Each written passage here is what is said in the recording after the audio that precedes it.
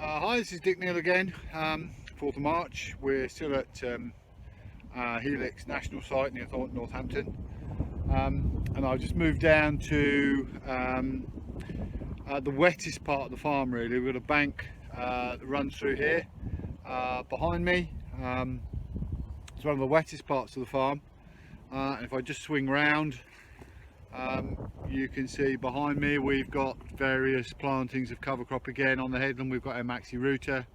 In the centre of the field we have got our Maxi cover, all made up of similar species but in different ratios to do different jobs. The area I'm stood on at the moment has got no cover crop on at all. This is going to go into an environmental scheme because it's so wet, but it's wet all the way along this bank. So I'm just going to check out now the difference between no cover and the two covers we've got in here and the impact on the soil that we're having. So here we are on the bare bank. You can see it's got no cover other than natural stuff growing on it. Bit of black grass, another weed, and you can see that the surface is pretty washed. We've got some worm activity coming up through the surface, but otherwise it's fairly capped. You can see where water's running off the field. We're starting to get rivels forming there, and if we look at the soil condition underneath there, it's not actually that bad. Well, the soil wasn't left in that bad a condition, but it just is difficult to manage in this particular area.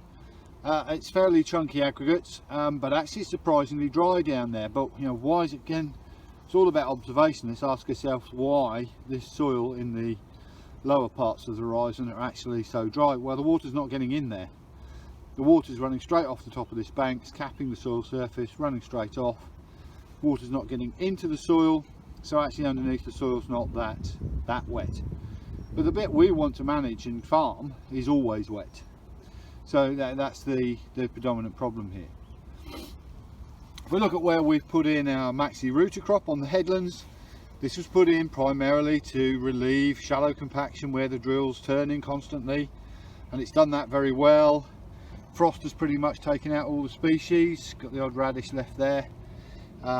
Nicely structured soil though, mix of aggregate sizes, and it's fairly dry, given you know, the time of year, 4th of March, and the wet weather we have experienced. We move across to the Maxi cover that we have in the centre of the field. You can start to see here we've got some clovers surviving, and generally through the frost we've got Phacelia surviving, Berseem clover, crimson clover and vetches.